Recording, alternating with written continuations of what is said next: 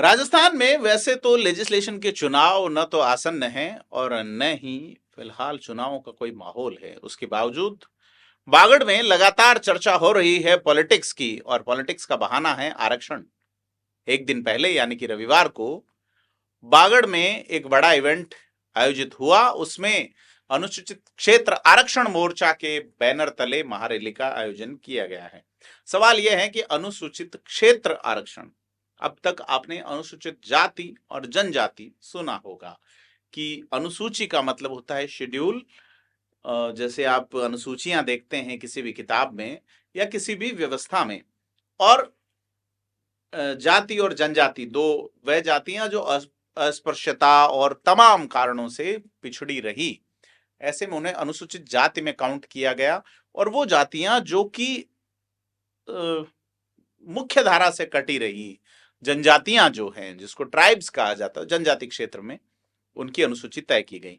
लेकिन अब अनुसूचित क्षेत्र की बात जो है वो की जा रही है कि आदिवासी आरक्षण का सब क्लासिफिकेशन हो, टीसी में रोस्टर प्रणाली खत्म की जाए, पानी पर आरक्षण हो। इस समेत 31 मांगों पर चर्चा हुई है। और भारत आदिवासी पार्टी के सांसद राजकुमार रोत ने कहा है कि आप सुधर जाइए, अन्यथा हम कानून के हिसाब से सुधार देंगे। और वो ये कह रहे हैं कि विधायक ही तय करेंगे कि आरक्षण कब लेना है। बांसवाड़ा के कॉलेज मैदान में यह एक बड़ी महारैली आयोजित हुई, बड़ी संख्या में लोग जुटे हैं।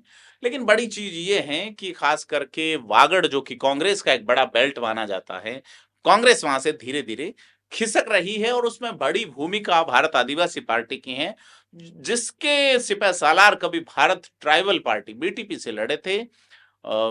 ऑटो रिक्शा में बैठ के आए थे, यानी ऑटो रिक्शा चुनाव चिन्ह था और हॉकी उनका चुनाव चिन्ह है। खैर, राजकुमार रोत का यह कहना है कि 2013 में इस आरक्षण को लेकर अधिसूचना जारी की गई।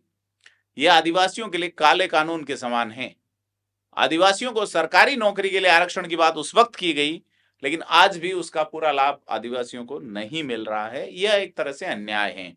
उन्होंने सुप्रीम कोर्ट के रिजर्वेशन संबंधी जो निर्णय हैं उनसे कहा कि इन निर्णयों का क्षेत्रीय आधार पर वर्गीकरण किया जाना चाहिए। बड़ी बात मैं बता दूं कि राजस्थान में एसटी कोटा वागड़ और शेष राजस्थान में जो बटा हुआ है उस पे डिमांड है कि सवाई माधोपुर या जयपुर या दौसा या करौली या झुंझुनू, सीकर, चूरू, नागौर, जैसलमेर, बाड़मेर, जोधपुर में भी जो बस रहे हैं वो ट्राइब्स में आने वाली जातियां और वागड़ के ट्राइब्स को अलग तरीके से जो है वो देखा जाए।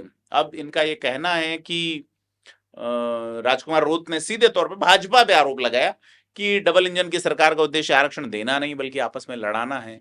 उनकी मूल लड़ाई आरक्षण की है, जो संविधान की मूल भावना के अनुसार है। अब बड़ी चीज ये है कि वागड़, जो कि कांग्रेस का सबसे ज्यादा वहां नुकसान हुआ है, और फिलहाल 3 विधायक और एक सांसद इसी पार्टी से हैं।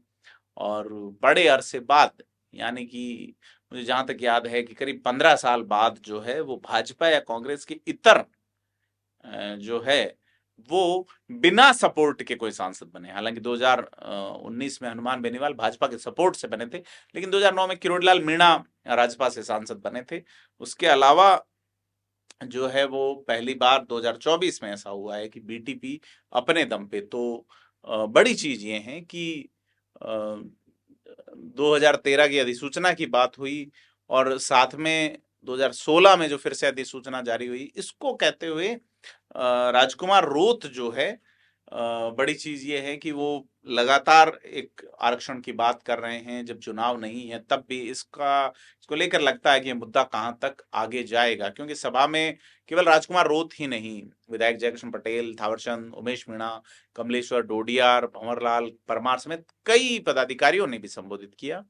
तो रिजर्वेशन को लेकर रैली निकली, तमाम चीजें हैं। तो कुल मिला के राजस्थान में आदिवासियों की जो डिमांड है उस पे अब ध्यान आकर्षित करने के लिए लगातार धरना प्रदर्शन हो रहे हैं, और उसकी सदारत कर रहे हैं राजकुमार रोत, सड़क से संसद तक। देखते हैं क्या होता है। आप क्या सोचते हैं, हमें कमेंट करके बताएं। धन्यवाद।